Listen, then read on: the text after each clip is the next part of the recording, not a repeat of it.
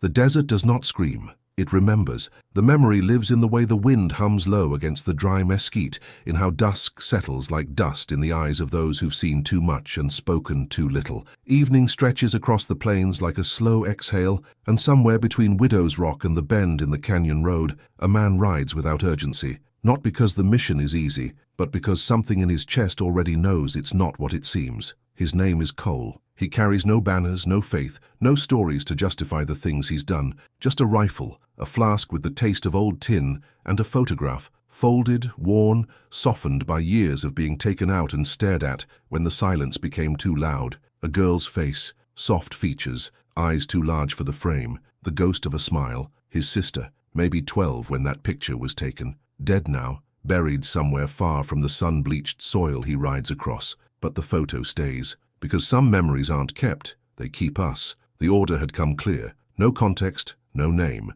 just a direction. Scout spotted near Widow's Rock. Female, young, Apache, eliminate. That was all. In his world, that was enough. Missions didn't ask for conscience. They asked for certainty, until the moment he reached the ridge and saw her. She stood near a cottonwood tree, wind combing through her long hair like it belonged there. No weapon in hand, just stillness. And in that stillness, something broke, not in the world, in him. Because her profile, her stillness, her shape against the dying light, it wasn't just familiar, it was haunting. A ghost that refused to speak his name, but demanded he remember, demanded he feel. He didn't raise the rifle, didn't even touch it. His breath caught, not from fear, but from recognition. Not of her, but of a time before the war, before the killing, before his hands were calloused with things that couldn't be undone. That flicker, that one sharp second of connection, cracked open something he had buried beneath years of orders followed and questions silenced. The horse beneath him shifted,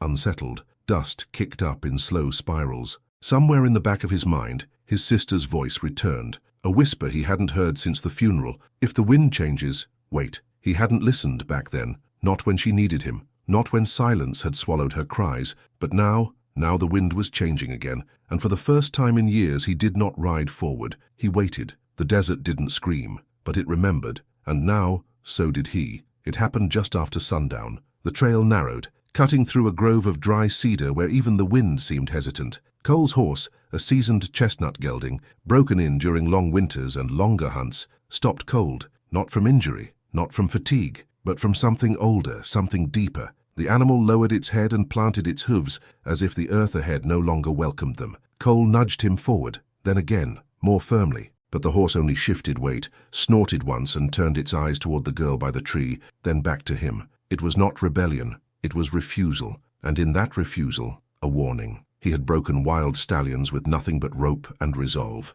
This wasn't defiance, it was knowing. Animals don't need reasons. They respond to what they feel, in the ground, in the air, in the man riding them. The horse was telling him what Cole's own body had begun to whisper. Something is wrong with the mission, not the kind of wrong you can fix with bullets, the kind you carry home, buried behind your ribs. He dismounted, boots touching the cracked earth with reluctant gravity. Dust rose around his ankles like smoke. He stood beside the gelding and watched the ridge, watched the stillness. The girl hadn't moved. She didn't flinch, didn't run. She belonged to the land the way shadows belong to dusk, not separate from it but shaped by it. A breeze pushed through the canyon, dry and sudden, and it caught him, not just on the skin, but somewhere older, somewhere remembered. His sister's voice again, faint but certain. If the wind changes, wait. It had sounded foolish when she first said it, kneeling in the field behind their house, watching crows shift mid-flight. He was 17, restless, full of pride. She was 12, still soft, still hopeful. He hadn't listened then,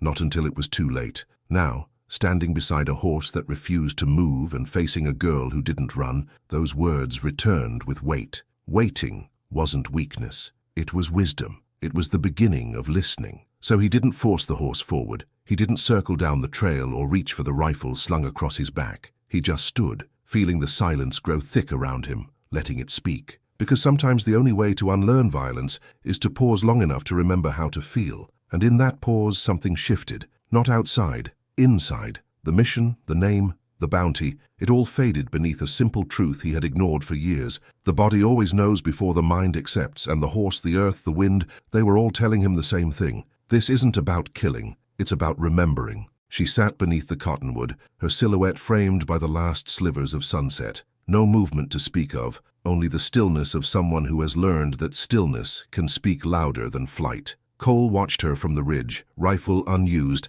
heart pounding in a rhythm he had long forgotten, curiosity, compassion, caution intertwined like roots beneath the soil. When he finally approached, each step was measured, respectful of the space she occupied. He did not call out. He did not shout orders. He simply descended the slope, letting the weight of his boots press into the earth, as if seeking permission to enter her world. She did not stir at first, only lifted her gaze, dark eyes meeting his across the distance that should have meant death. Their silence stretched, heavy with everything neither had said. In the quiet, Cole heard the echo of 1,000 treaties broken, promises unkept, histories erased. But in her stillness he felt something else. A challenge, a question without words, demanding to be acknowledged. He raised a hand slowly, palm outward, a gesture not of surrender, but of recognition. She held his gaze, unblinking. No fear flickered at the edges of her eyes. She did not rise. She did not flee. She simply remained, as though anchored to that spot by every wrong done to her people and by every fragment of hope she refused to let slip away. In that moment he understood that trauma taught people to speak in silence,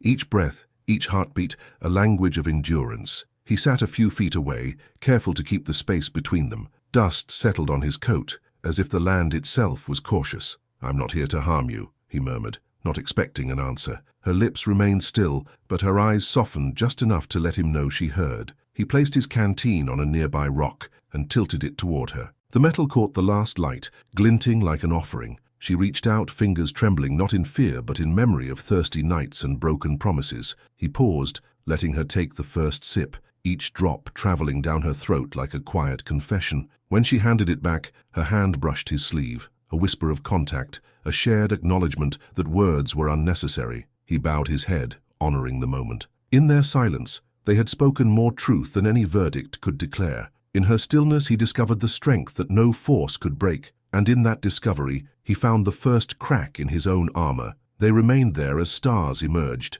witnesses to a connection forged without violence. She never ran, he never raised his rifle. In that silence, a new story began, one not of hunter and prey, but of two souls learning to see one another across the chasm of memory and pain. The sky deepened into bruised purple as dusk settled over the canyon walls, and the air cooled enough to carry the scent of creosote and sage. Cole reached for the leather canteen strapped to his saddle, its surface worn smooth by years of travel and regret. He unsnapped the buckle and tilted it, letting a steady stream of cold water catch the dying light. Each drop fell like a promise kept, like a door reopened. He held the canteen out to her, watching as the water trembled against the metal, reflecting the pale glow of early stars. She accepted the offering without hesitation, hands cupped around the rim. Her fingers lingered on the canteen's curve, as though memorizing its shape for the nights when thirst was the only companion. He remembered the last time he offered something to another without expecting payment, that morning before everything fell apart.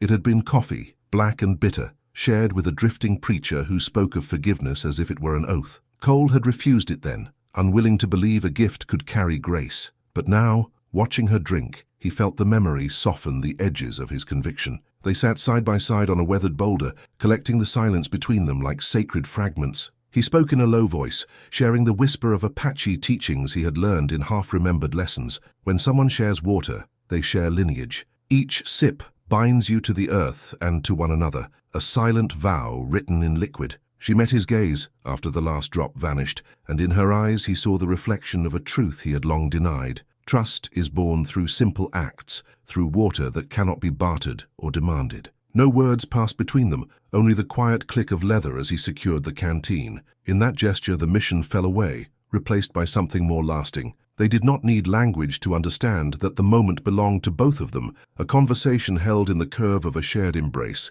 in the pulse of the canyon breeze. And as dusk gave way to night, their silences converged, each filling the void left by years of violence and loss, transforming a canteen's water into a wellspring of hope. A crack of hooves announced another rider at dawn's first grey. Cole looked up to see a lean figure approaching, framed by the sloping light. The man's posture was too rigid, his stride too deliberate. At the brook's edge, he paused and dismounted, hand resting on a rifle, but his eyes searched Cole's face instead. A bandage covered one ear, stained dark at the edges. In that moment the wound spoke more than any scar. The newcomer's voice was measured, low. No accusation, no mercy. "You hesitated." His eyes drifted to the girl, then back to Cole. "That makes you like them." The words landed between them, heavy as river stones. Cole felt the weight of judgment, as though every wrong he had ever committed was laid bare. But it was not hatred in the man's tone. It was confession. He too had learned that hesitation could mark a man more deeply than courage. Their duel was never drawn in brass or lead. Instead, it unfolded in the space between heartbeats, where intentions lurk. Cole lowered his gaze to the river's shiver. The bounty hunter kept his rifle raised, waiting for an answer that could never arrive in bullets. Words floated unspoken: allegiance, betrayal, belonging. Each man measured the other's silence. Each man bore the cost of choices made under darker skies. At last, Cole lifted his head. The girl watched from the tree line, her presence binding him to the ground beneath her feet. He did not flinch when the hunter took aim. Instead, he spoke in a voice roughened by regret and resolve. "I choose her life over my orders." The rifle remained pointed, but the hand trembled. The hunter's finger hovered on the trigger until the wind shifted, carrying the scent of pine and forgiveness across the clearing. Slowly, with a reluctant ease, he lowered the rifle and turned away, ear still bandaged, but heart a fraction less burdened. In that unspoken truce, Cole sensed that sometimes the fiercest battles are fought without firing a shot. A haze of smoke curled along the ridge before the blaze appeared, as if the air itself were breathing in sorrow. The wildfire erupted without warning, a wall of orange licking the dry pines and scrambling up the limestone outcrops. Sparks drifted like embers of ancient grudges, and the wind carried their hiss into the valley. Cole and the girl stood side by side, the crackle of distant flames echoing the tremor in their chests. He felt the heat press against his back, a reminder that nature doesn't choose sides. It simply reveals what we carry inside. She reached for his hand, guiding him away from the path of falling tinder and toward a narrow draw carved by winter rains. Branches overhead shivered in the surge of flames, but she moved with a certainty that surprised him. He followed, heart racing, boots pounding the loose soil. The fire roared behind them, a living thing that demanded attention, then demanded nothing but to be let go. She led him through the choke of smoke, each breath stinging like regret, until they emerged on a ridge where cinders danced at their feet and stars struggled to pierce the haze. They paused in the ashfall side by side, silhouettes in a world remade by flame. She tilted her head toward the sky, wind-scored tears tracing soot across her cheeks. In her eyes, he saw the choice she offered: to cling to the gun, or to let it lie, buried beneath this burnt earth. He set his rifle down with careful hands, the wood hot beneath his fingers. No ceremony, no words, only the slow release of a lifetime of violence. As smoke settled into night, they stood together in the glow of what remained, both learning that survival sometimes means surrendering the weapon you once believed defined you. Dawn light filtered through scorched branches as they returned to the campsite, where coals smoldered in a half-circle beneath a ring of stones. The girl moved with quiet purpose, reaching into her pack and producing a woven blanket, its pattern of red, black, and cream geometric shapes standing out against the gray ash. She laid it across the stones, smoothing each fold with deliberate care. Cole watched, recognizing the weight of that gesture. It was neither gift nor payment, but presence made visible. He knelt by the fire pit and traced the blanket's edge with a fingertip, feeling the raised weave press into his palm. The colors matched a blanket his sister had stitched before sickness stole her strength, a pattern he remembered in dreams, a symbol of home he thought lost forever. In that moment, the girl's blanket became a bridge across memory and culture, a language woven from threads of compassion and shared grief. They sat on opposite corners, letting the morning chill give way to warmth rising from buried embers. No words passed between them. None were needed. Her eyes met his, and he saw gratitude, not for salvation but for recognition of life beyond orders and blood. He folded one corner of the blanket over his shoulders, the fabric soft and real, reminding him that mercy also has texture and weight. Under a sky that had forgotten its blue, they sat silently, two souls held together by a simple cloth. In that silence, symbols became their final language. The blanket spoke of refuge, belonging, and the choice to reclaim what violence tried to erase. When they rose, Cole left the blanket where she laid it, an offering to whoever might pass that way, a testament to a peace neither could force, but both could honor. Sunrise broke over the plain in muted gold, the horizon softened by distant haze. Where night had held their story in candlelit pauses, morning held it in long shadows stretching across the dust. When Cole and the girl rose from the blanket left by the fire pit, she was already fading into the land, as though she had never been tethered by fear. He watched her silhouette dissolve into the brush, every step carrying her toward a world she had always known, beyond the edge of his orders. He did not report the mission. The words dissolved on his tongue like ash in the wind. Instead, he knelt beneath a cedar heavy with dew and buried his rifle in the cool soil, gripped by its weight one last time before letting it slip beneath the earth. There was no ceremony, no farewell, only the silent acknowledgement that some bones belong to the past and some lives belong to the promise of what comes next. In town, the saloon doors creaked open to morning chores and whispered rumors. No one mentioned the scout. No one asked about the man whose eyes carried a new depth, as if the night had rewritten the map of his soul. But every passerby felt the shift, like a breeze carrying the memory of rain